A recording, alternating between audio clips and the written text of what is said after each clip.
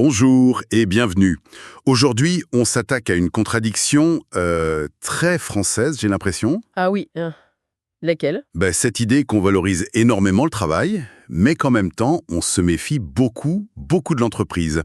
Et surtout de la fonction ressources humaines. Ah oui, les RH, parfois décrits comme une machine à broyer, carrément. Exactement. C'est ce terme qui ressort parfois. C'est un paradoxe fascinant, oui. Et pour essayer de comprendre, on a pas mal de matière aujourd'hui. Ah oui, qu'est-ce qu'on a comme source? Alors, on a des choses assez variées. D'abord, le témoignage choc d'un ancien DRH, Didier Billet.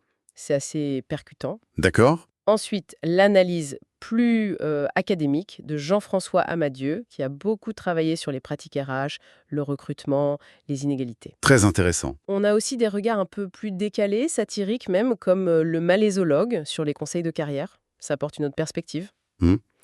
Puis des discussions d'experts, notamment via Mediapart, sur la souffrance au travail. Un sujet lourd, mais essentiel. Oui, malheureusement. Et même, pour finir, une touche un peu plus philosophique, plus sombre peut-être, avec Charles Bukowski sur le sens ou le non-sens du travail. D'accord. Un programme assez riche. Donc l'objectif, si je comprends bien, c'est d'essayer de démêler un peu tout ça. La réalité complexe, souvent dure, des RH et du travail aujourd'hui. C'est ça. Confronter un peu les discours, officiels, parfois lisses, à ce que disent ces différentes voix, qui sont basées sur le vécu, l'analyse. Bon, alors, allons-y. Commençons par ce témoignage de Didier Billet, l'ex-DRH. Il parle d'un modèle assez glaçant, hein. Attirer, lobotomiser, briser, jeter. En 4 étapes. C'est brutal. C'est très, très direct, oui. Et ça résume, selon lui en tout cas, 20 ans passés dans la fonction RH. Il ne cache pas avoir participé à des pratiques, pour le moins contestables. Il assume, en quelque sorte. Il assume et il dénonce en même temps. Il donne des exemples très concrets, comme cette histoire qu'il appelle Marie-Antoinette. Une salariée, 59 ans, 30 ans de boîte, toujours bien notée. Et Et licenciée, du jour au lendemain. C'est un cas emblématique pour lui de cette phase brisée, jetée. Mais comment ça se passe concrètement? C'est quoi les méthodes pour en arriver là? Pour briser et jeter? Alors, Biais décrit des tactiques de pression psychologique assez bien rodées, on dirait. D'abord, cibler les personnes vues comme plus faibles. Plus facile à déstabiliser, c'est ça. Voilà. Ensuite, une phase pour les conditionner, leur faire sentir que l'avenir est bouché, quoi. Puis, l'annonce. Très brutale souvent. Un entretien court, formel. Le fameux coup de bambou, comme il dit. C'est ça, le coup de bambou. Frapper fort, vite, pour obtenir une signature rapide, une rupture conventionnelle, une transaction. En jouant sur la peur d'une procédure longue. Exactement. On agite le spectre d'une procédure longue, coûteuse, incertaine, face à un accord financier présenté comme avantageux. Il dit quand même qu'il essayait d'être transparent avec les gens, de leur dire que ce n'était pas personnel, mais une décision de l'entreprise. Oui, il mentionne ça. Une décision froide, économique ou stratégique. Mais bon, ça n'enlève rien à la violence ressentie par la personne, évidemment. Bien sûr. Et ce n'est pas juste quelques cas isolés, c'est ça l'ALIA. Il parle de pratiques systémiques. Tout à fait. Le fameux classement forcé ou forced ranking, popularisé par General Electric, Jack Welch. Ah oui, cette courbe de Gauss appliquée aux salariés. Exactement. Le principe est simple et assez impitoyable. On classe tout le monde, en gros 20% de top performants, 70% dans la moyenne et les 10% du bas. Les moins performants. Voilà, et cela, il faut les gérer, ce qui veut souvent dire les pousser dehors d'une manière ou d'une autre. L'évaluation devient un outil d'élimination en fait. Ça change complètement le but de l'évaluation annuelle, quoi. Et Bilad va jusqu'à dire que les RH, du coup, font l'inverse de leur mission. C'est son constat, oui, que les RH agissent avant tout pour le profit pour l'entreprise. Il a même une lecture assez cynique du rôle de Pôle emploi. Comment ça? Selon lui, le système d'indemnisation chômage, en offrant un filet de sécurité même précaire, rend les salariés moins combatifs. Ils acceptent plus facilement les transactions et ça arrange bien les entreprises qui veulent licencier sans trop de vagues. C'est une vision assez décapante. Il parle même de pratiques carrément illégales. Oui, il mentionne l'usage de documents post-datés pour les transactions. Il appelle ça un faux en écriture, clairement. Ah oui, quand même. Et tout ça, ça a des conséquences sur l'ambiance, sur la solidarité entre collègues, j'imagine? Énorme. Bill dit un truc assez fort. En 20 ans, il n'a jamais vu un salarié défendre un collègue qui se faisait licencier. Jamais. La peur paralyse, la solidarité disparaît. Terrible constant. Et ça signifie quoi pour lui sur le rôle des RH? Un échec? Oui, un échec comme contre-pouvoir éthique, une incapacité ou peut-être un manque de volonté à faire respecter l'éthique, voire la loi, face aux pressions du management. Il voit une évolution sur 25-30 ans. C'est-à-dire? Avant, les RH étaient peut-être perçus comme un peu plus proches des salariés. Maintenant, elles seraient devenues le bras armé de la direction, chargées d'exécuter les décisions difficiles, point. C'est suffisant. Édifiant ce que raconte Bill sur la fin de carrière, sur les licenciements. Mais les problèmes, ils ne commencent pas là, souvent. Dès le recrutement, déjà. Jean-François Amadieu a beaucoup travaillé là-dessus. Absolument. C'est un point clé. Amadieu cite des chiffres frappants. Par exemple, pour des étudiants en master de gestion, quasiment les 3/4 des stages obligatoires sont trouvés grâce au réseau. 3/4. C'est énorme. Énorme. Et souvent le réseau familial. Et ces stages réseau, ils sont souvent de meilleure qualité, plus souvent à l'étranger, mieux payés. Donc ça crée des inégalités dès le début, quoi. Le fameux piston, le fils d'eux, la fille d'eux. Mais il n'y a pas que l'origine sociale, si. Non, non, Amadieu montre que le genre joue aussi. Les garçons profiteraient mieux du réseau du père, par exemple. L'origine nationale aussi, c'est intéressant. C'est-à-dire? Les réseaux des personnes originaires d'Europe du Sud seraient en moyenne plus efficaces pour trouver un job que ceux des personnes originaires d'Afrique, du Maghreb ou de Turquie. Et il insiste sur un truc, c'est pas la taille du carnet d'adresses qui compte le plus. Ah non. C'est quoi alors? C'est la qualité des contacts. Quelques personnes bien placées, ça vaut mieux qu'une tonne de contacts moins influents. Logique. Et au-delà du réseau qui avantage certains, quels sont les critères de discrimination qu'on perçoit le plus à l'embauche en France? Et est-ce que c'est confirmé par les études? Alors, selon les perceptions qu'Amadieu rapporte, ce qui vient en premier, c'est assez étonnant, c'est l'apparence physique et vestimentaire. Avant l'origine ou l'âge? Oui, c'est notable parce que ce critère, l'apparence, n'est pas explicitement illégal en France, contrairement à la couleur de peau ou l'origine ethnique, qui arrive juste après. Puis l'âge, surtout les seniors, les plus de 45-50 ans, et le handicap, bien sûr. Et les fameux testings, les CV anonymes, ça confirme ces discriminations? Oui, largement. Amadieu donne des exemples sans appel. Un candidat de 50 ans, il a 4 à 5 fois moins de chances d'être appelé pour un poste de commercial qu'un jeune. C'est énorme. 4 à 5 fois moins? Oui, et les noms à consonance africaine, ça réduit aussi beaucoup les chances d'avoir un entretien. Il alerte aussi sur les tests psychotechniques. Que peuvent être biaisés si eux... Oui, involontairement parfois, mais ils peuvent désavantager certains groupes, selon l'âge, l'origine, le genre. Faut être vigilant. Et puis il y a ce truc qui laisse pantois. La persistance de méthodes de recrutement... Oui, ésotérique, on peut dire. C'est assez dingue, Amadieu le dénonce. La graphologie encore utilisée alors qu'on sait que ça ne marche pas. La graphologie encore. Oui, mais pas que. La morphopsychologie. Et même, tenez-vous bien, l'astrologie ou la numérologie. Non. Si. Par certains cabinets, certaines entreprises, même des organismes de formation agréés comme le CNFDI. Il cite l'exemple d'André Santini, le politique, qui avoue utiliser un mix de grapho, numéro, astro pour recruter ses collaborateurs. Il dit que ça lui en apprend plus qu'un CV. Astrologie et numérologie pour recruter, franchement, ça interroge sur la rationalité de certains processus, hein. Et Didier Bill, lui, il n'est pas tendre non plus avec les consultants en recrutement. Non, pas du tout. Il leur reproche souvent de manquer d'expertise métier réel. Et d'avoir des biais très forts Contre qui? contre les chômeurs, les parcours atypiques, les personnes handicapées, issues de minorités, avec un accent régional ou en surpoids. Selon Bill, beaucoup de consultants préfèrent chasser des gens déjà en poste. Pourquoi? Ça justifie mieux leurs honoraires élevés, apparemment, plutôt que prendre un risque avec un profil moins standard. On comprend mieux pourquoi certains candidats sont tentés de gonfler un peu leur CV face à ce système perçu comme injuste. C'est une réaction presque défensive, oui. Amadieu cite une étude, 75% des candidats exagéraient leurs responsabilités ou compétences sur leur CV. C'est énorme. D'où l'idée du CV anonyme peut-être, pour forcer à regarder les compétences d'abord. Exactement. Il y a une loi en 2006 pour l'expérimenter, mais bon, ça n'a pas vraiment pris. L'application est restée très limitée. Amadieu critique d'ailleurs une étude qui a un peu enterré le truc. Il pointe des biais méthodologiques. Mais l'idée de base, c'est ça. Neutraliser les biais inconscients liés au nom, à l'âge, au genre, à l'adresse. Dès la première sélection. Bon, une fois qu'on est recruté, on entre dans la culture d'entreprise.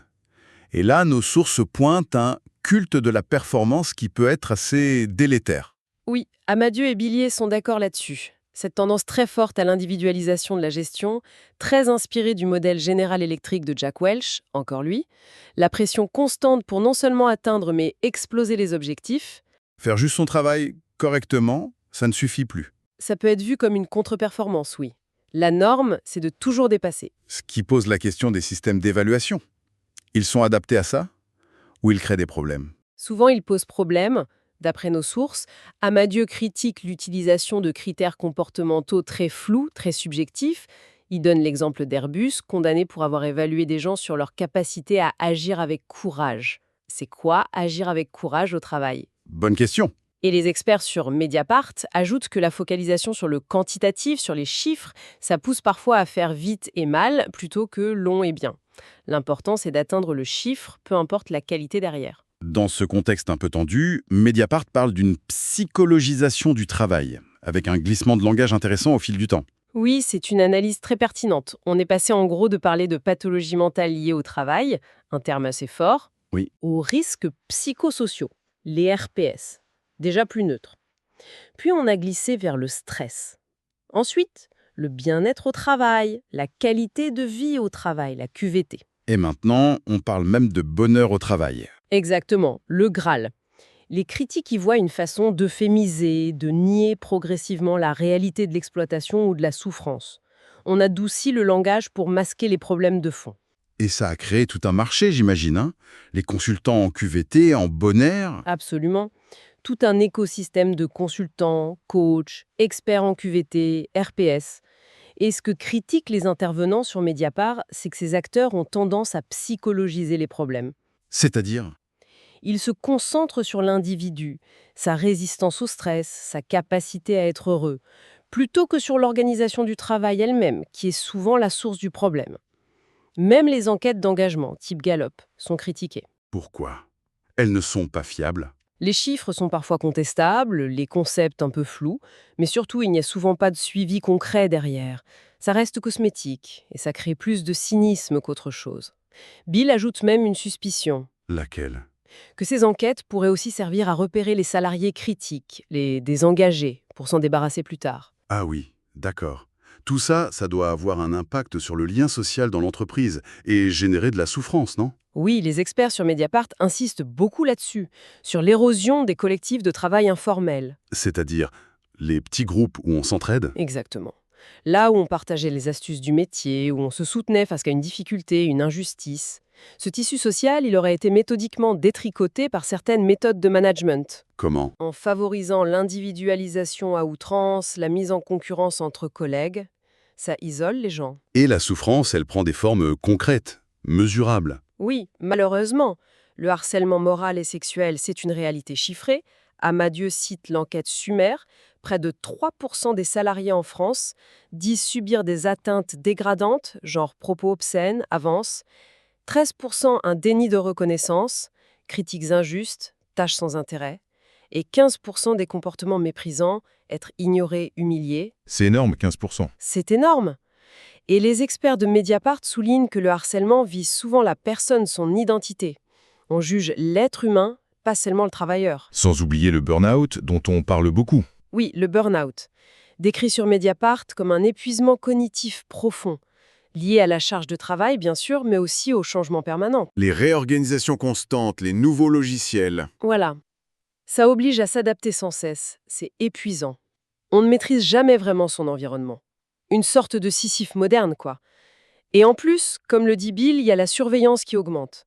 Les clics sur Internet, les emails lus. Ce tableau est quand même assez sombre. Ça fait penser à des critiques plus radicales du travail, comme celle de Bukowski, que vous mentionniez. Oui, tout à fait. Pour Bukowski, le travail tel qu'on le vit majoritairement, c'est une forme d'esclavage moderne. Un truc qui bouffe le temps, l'énergie vitale, qui déshumanise par la répétition le manque de sens.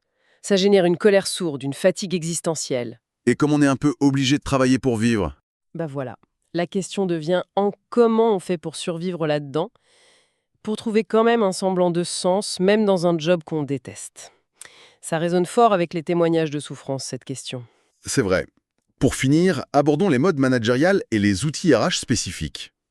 Amadieu parle de modes RH qui se succèdent, un peu comme des vagues. Oui, il observe ça. Des thèmes qui deviennent très à la mode, comme les cercles de qualité à une époque, ou la diversité plus récemment. Et souvent, dit-il, c'est adopté de manière assez superficielle. Comme des rideaux de fumée. Un peu ça, oui. Ça permet de communiquer positivement, de se donner une bonne image, sans forcément changer les pratiques de fond, comme les discriminations systémiques. Il est d'ailleurs assez critique sur le concept même de diversité, tel qu'il est souvent utilisé en entreprise. Oui, Amadieu trouve le terme diversité ou personne issue de la diversité très flou. Il met en garde contre une approche qu'il juge communautariste, importée des États-Unis, et qui pourrait être contraire aux principes républicains d'égalité. Il remet aussi en cause le lien entre diversité et performance. Il dit que ce lien, souvent affirmé, est rarement démontré de façon solide. Selon lui, une entreprise peut être très performante en étant peu diverse, voire en discriminant. Ce n'est pas automatique. D'autres outils ou concepts RH sont aussi critiqués. La fameuse gestion des talents, par exemple. Ah oui, la War for Talents. Bill et Amadieu sont tous les deux très sceptiques. Bill dit que l'étude fondatrice de McKinsey était méthodologiquement très faible. Et le concept lui-même? L'idée d'identifier une petite élite de talents ou hauts potentiels et de concentrer les ressources sur eux, formation, prime, promotion rapide, ça laisse la majorité des salariés de côté. Et surtout, les critères pour être désigné talent sont souvent opaques. Pas très professionnel. Souvent non. Ça favoriserait la conformité, l'entre-soi, et ça introduit des biais, les quotas de diversité qu'il faut atteindre, l'âge, souvent une limite vers 35-40 ans, ou juste le copinage, quoi. Billy donne des exemples caricaturaux. Toto et Medusa promuent talent alors qu'ils sont incompétents ou toxiques. Et le coaching, autre outil en vogue? Pas épargné non plus. Non, souvent réservé à cette même élite managériale, et les méthodes sont parfois jugées un peu limites par Amadieu. C'est-à-dire? Ésotérique. Oui, il parle de PNL, d'énéagramme, voire de tarot. Le risque d'influence sectaire est même pris au sérieux. La Mivilude, l'organisme d'État, a publié des mises en garde sur certains mouvements qui s'infiltrent dans le coaching en entreprise. Quand même. Et les labels type Top Employer, Great Place to Work, c'est du sérieux ou du marketing? Pour Amadieu, c'est beaucoup de marketing. Il pointe l'opacité des processus. C'est souvent basé sur ce que déclarent les entreprises elles-mêmes, pas une évaluation très objective des pratiques réelles. Même la technologie, les systèmes d'information RH, les CRH, sont critiqués? Oui, par Billet notamment. Il souligne les coûts énormes, la complexité, l'illusion de contrôle que ça donne, et surtout les mises en œuvre qui peuvent être des catastrophes totales. Il raconte une anecdote assez drôle, enfin tragicomique, d'un projet CRH appelé La Bonne Paie LTD, qui a été un fiasco complet. La bonne paye. Fallait oser, hein. Et l'outplacement, cet accompagnement pour les licenciés. Pour Bill, c'est souvent une façon pour les RH de se décharger. Gérer l'émotionnel, c'est lourd, donc on externalise. C'est un peu cosmétique pour faire passer la pilule, plus qu'une aide vraiment efficace pour retrouver du travail. Finalement, après tout ça, quel est le vrai pouvoir, la vraie place des RH dans l'entreprise? C'est tout le paradoxe. Amadieu note qu'elles sont souvent marginalisées pour les grandes décisions stratégiques. Mais, en même temps, elles sont essentielles pour exécuter les tâches les plus ingrates, les plus sensibles. Les plans sociaux, les licenciements? Voilà, mettre en musique les décisions prises plus haut, c'est comme dit Bill, le bras armé. Elles ont perdu en route ce rôle potentiel de garde-fou, de médiateur. Bon, si on essaye de faire une petite synthèse de tout ce qu'on a vu, ce qui frappe, c'est vraiment ce décalage énorme, non? Entre le discours officiel, le travail c'est bien, les RH c'est humain, et les pratiques décrites. Oui, des pratiques décrites comme cyniques, brutales parfois, par un insider comme Bill, et analysées froidement par un chercheur comme Amadieu. C'est un vrai gouffre. On voit aussi que des méthodes très contestables, parfois à la limite de la légalité ou flirtant avec la pseudoscience, persistent, malgré les lois, malgré les codes d'éthique. Tout à fait. Et puis, il y a cette réalité très concrète de la souffrance au travail. Le harcèlement, le burn-out, la perte de sens, c'est documenté, notamment par les experts sur Mediapart. Ce n'est pas juste une impression. Ce qui nous amène, peut-être pour conclure, à une question un peu ouverte, un peu provocatrice. Allez-y. Face à ce tableau quand même très critique, dressé par des voix aussi différentes, un ex-DRH, des universitaires, des experts santé, un regard philo, à quoi ça pourrait ressembler une fonction RH qui serait vraiment humaine? C'est la grande question. Et même au-delà des RH seuls, Quelle transformation plus profonde il faudrait imaginer dans le management, dans la culture d'entreprise, peut-être même dans notre rapport collectif au travail? Pour que ça colle un peu plus à la promesse de valeur qu'on lui prête. Exactement. Et que ça s'éloigne de cette image de machine à broyer. Vaste programme, hein. Voilà de quoi réfléchir en tout cas.